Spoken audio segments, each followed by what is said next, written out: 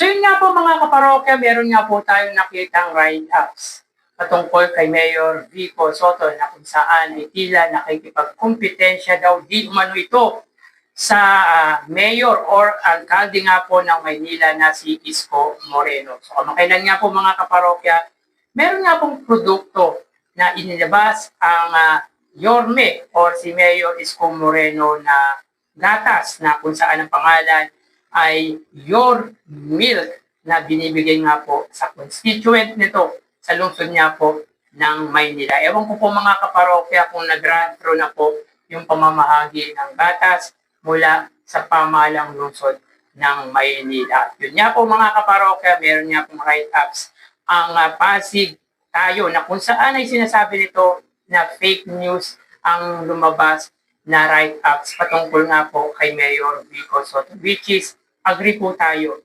sa write-ups na ito ng Pasig Tayo. Pero bago natin talakayin yan mga kaparokya, kung bago lang po kayo sa aking channel at kung gusto niyo po ng ganitong klaseng content, ay makikiusap po ko sa inyo na pakisubscribe ang aking YouTube channel, paki-like and share nyo na rin sa gayon ay mas dumami pa pong makapanood ng i-upload po natin video araw-araw. Maraming salamat po at sobrang na-appreciate ko po kayo mga kaparokya. By the way, ako nga po pala si Mervin, the man behind Kaparokya TV. At sa mga hindi po nakakaalam, ang kinokontent po natin ay ang butihing Mayor Vico Soto at ang online viewership ng dalawang pananghaliang programa dito sa bansa, ang It's Showtime at ang Eat Bulaga. Pero ngayon, ang pag-uusapan natin ay walang iba kundi ang mayor nga po ng lungsod Pasig na si Mayor Vico Soto. Pero bago yan, kamusta kayo mga kaparokya na may nasa mabuting kalagayan kayo habang pinapanood niyo po ang video ko na ito.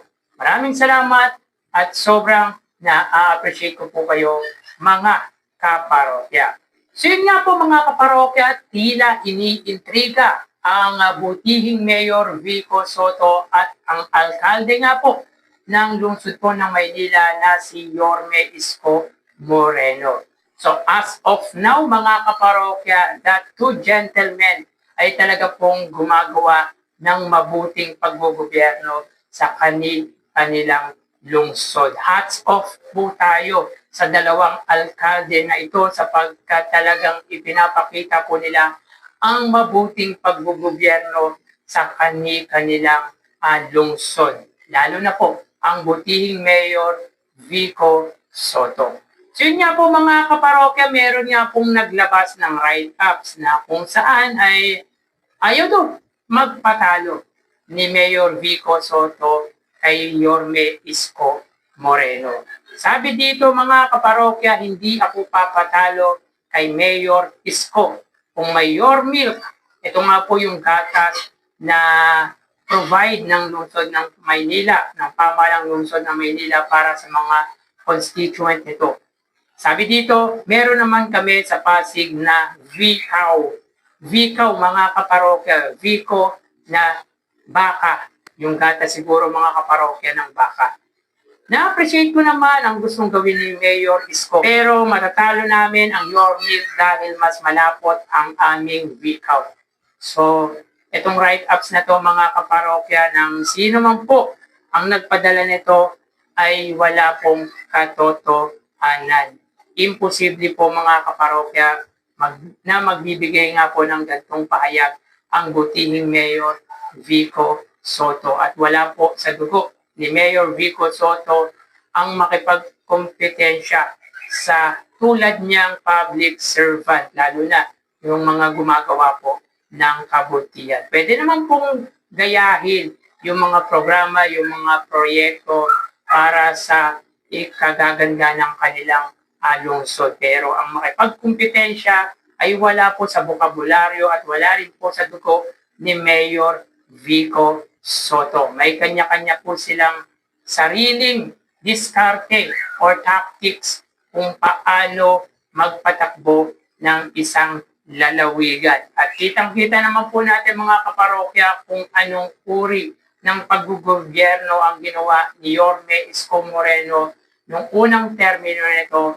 sa lungsod po ng Maynila. Talagang nilinis nga po nito ang lungsod ng Maynila. Gayon din naman po ang butihing Mayor Vico Soto na di lang po ang kalsada ang nilinis nito, kundi ang loob ng opisina ng City Hall. So yun po, may iba-iba pong approach of style of government ang dalawang kilalang punong lungsod dito sa bansa, si Yorme Isko Moreno at Mayor Vico Soto. But I don't think na makikipag-compete or makikipagkompetensya ang butihing Mayor Vico Soto. Dahil yun nga po mga kaparokya, napakaliit o napakababaw para makipagkompetensya ang butihing Mayor Vico Soto kay Yorme Isko Moreno. So yun nga po mga kaparokya, sabi ng Pasig Tayo, it's a fake news. So agree po tayo mga kaparokya na fake news nga po ang write-ups na lumabas na iyon. Sabi dito, hindi po ito sinabi ni Mayor Vico Soto. Diyos ko, huwag kayong maniniwala sa mga disinformation. May note sa baba ng picture pero hindi mo agad siya manonotice at paniniwalaan agad ng tao yung first line. Beware in fake news. So, I am definitely agree sa sinabi nga po ng Pasig Tayo Facebook page. Sapagkat tulad nga po ng sinabi natin, wala pong pinapahayag na ganito ang butihing Mayor Vico Soto. Dahil kung meron man pong ipahayag or pinahayag na ganyan ang butihing Mayor Vico Soto, for sure, siya na mismo ang magsasalita sa harap ng media or sa harap ng social media. Pero tingin ko, never na gagawin ni Mayor Vico Soto ang magsalita patungkol nga po sa gatas na handog ng pamahalang lungsod ng Maynila para sa kanilang constituent. So grabe mga kaparokya, may pagatas si Yorme Isko Moreno, which is para sa akin ay maganda naman pong proyekto or programa ito, lalo na kailangan ng tao ang gatas, especially yung mga bata at yung mga senior citizen.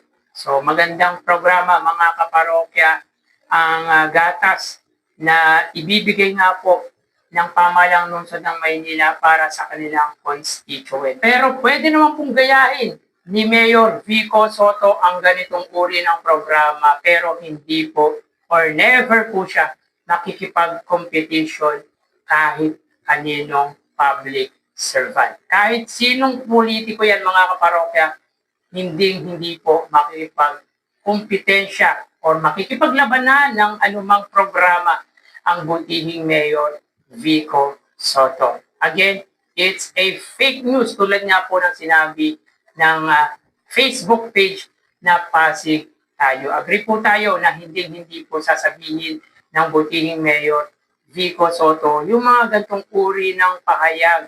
Dahil alam naman po natin mga kaparokya na hindi pinapakailaman ng butihing Mayor Vico Soto ang mga bagay na hindi po under ng kanyang jurisdiction. At kung makikipagkompetensya man po ang butihing Mayor Vico Soto, yan ay walang iba kundi sa mga taong mapagsamantala sa kaban ng bayan, yung mga corrupt na public or politician dito sa bansa, especially sa lungsod po ng Pasig. Basta po, under sa kanyang jurisdiction, ay pwede po siyang makipagkompetensya, lalo na sa mga corrupt na politiko sa nasabing lungsod. Pero ang makipagkompetensya sa ibang lalawigan dahil sa magandang programa ay hindi niya po gagawin yun. Dahil alam naman po natin, may sariling approach, may sariling style of governance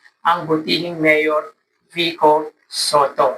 At wag na po natin bigyan ng masamang kahulugan kung ano man po ang programang meron ang Maynila, sapagkat para naman po yun sa ikabubuti ng kanilang constituent. Ganon din po ang mga programang ginagawa at proyektong ipinapatupad ng butihing Mayor Vico Soto sa lungsod ng Pasig ay para din naman po sa kanila yon. So it's a fake news mga kaparokya.